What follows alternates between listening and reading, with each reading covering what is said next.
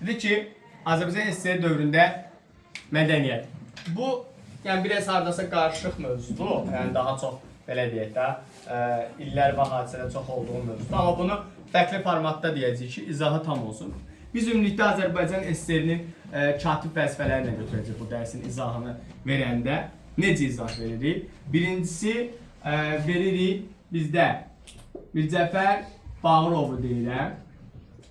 Sonra İmam Mustafayev. Sonra Vəli Axundov. İndi gəldik. Müharibə müddəti və müharibədən sonraki Azərbaycan SSR mədəniyyət dərsinə baxdığımızda Mirzəcəfər Bağırov bilirsiniz də 1933 və 1953-dür, amma biz müharibədən sonra deyirsə 45 və 53-ü götürürük. Orada nəyə verəcəyik? 1945-ci ildə verirsiniz ki, Azərbaycan Elmlər Akademiyasının yaradılması, bir də müharibə dövründə yüksək oktanlı benzini verirsiniz 40-cı illərdə.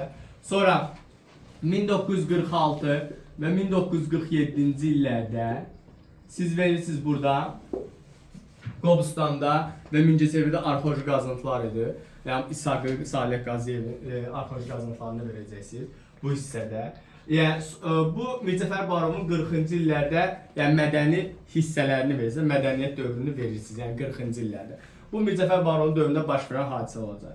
Keçdik İmam Mustafayevin dövrünə gəldiyimizdə burada mədəni hadisələr nələr var idi? Biz birinci 1959-cu il 8 illik təhsil deyilik, məcburi 8 illik təhsil verəcəksiniz. 50-60-cı illərdə Dillər Universitetidir, sonra bununla bərabərində Xankəndi Pedaqoji Universitetidir. Yəni universitetləri verirsiniz, ali təhsil müəssisələrini verirsiniz.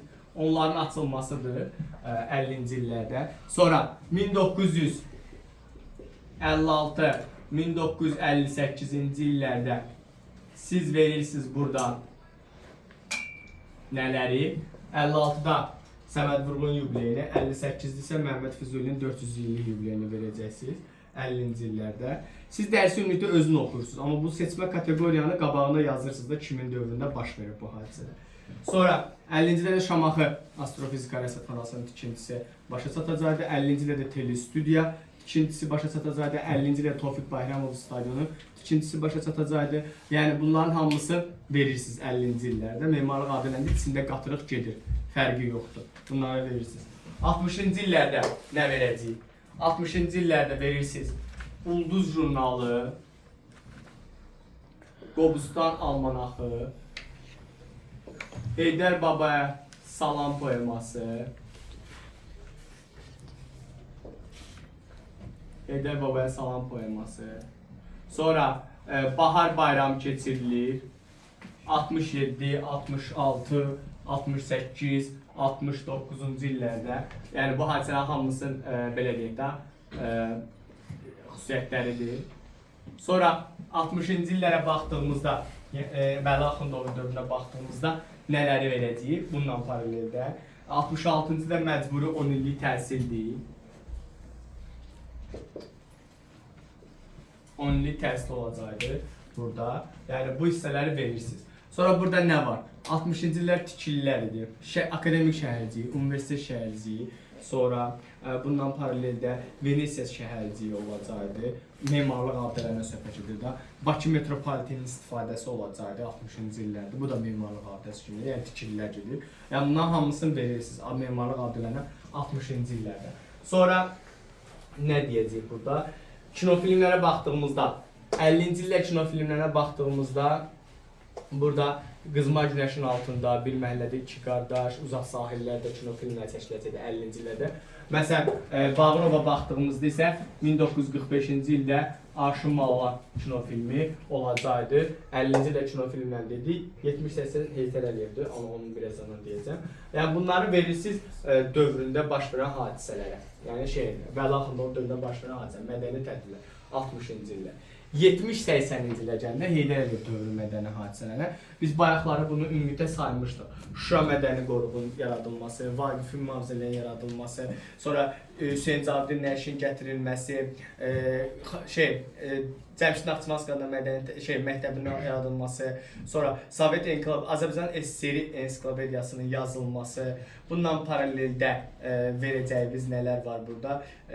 Azərbaycan Türkologiyası, Sovet Türkologiyası jurnallarının verilməsi, Azərbaycan Təbiət jurnalının verilməsi 70-ci illərin hamısından verirsiniz. Sonra burada bir çox universitetlərin açılması, yəni sayı artırılır mənasında ifadə edirsiniz. Sonra Əhmədli, Badamdar qəsəbələrin salınması, memarlıq abidəsi kimi gedir mədəni tədbir, həm sosial-iqtisadi, həm də memarlıq abidəsi.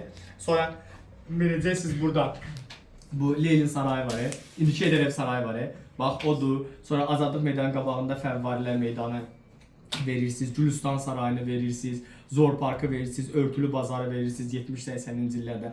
Bunların hamısı Heydər Əliyev dövründə olacaqdı. Sonra Azərbaycan gənclərinin SSR-in bir çox məkanlarında təhsil alması Heydər Əliyevdə. Sonra Naxçıvan verirsiniz, Elmi Akademiyası, bir də verirsiniz Elmi Tədqiqat İnstitutu veriləcək. Bu dövrdə astronomiya ilə bağlı kvant fizikası və digər fizika sahəsində çox böyük önəm verilirdi, astronomiyaya çox böyük önəm verilirdi. Bir çox kraterlər kəşf olunacaqdı.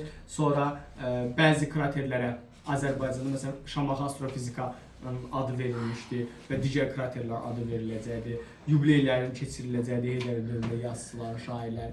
Yəni bunlar 70-80-ci çəkilən kinofilmlər, Nəsimi, İstintaq, Doğul istərəm, bunları verirsiniz. Nizami kinofilmləri, Kitab Döyqoğlu kinofilmləri, Babək kinofilmləri, yəni hamısını 70-80-ci illərə verirsiniz mədəniyyətə. Və bir də memarlıq abidələri var ki, ondan da hamısını verirsiniz. Yəni bu da sizin, yəni beləliklə səsledici paragrafınız olacaq.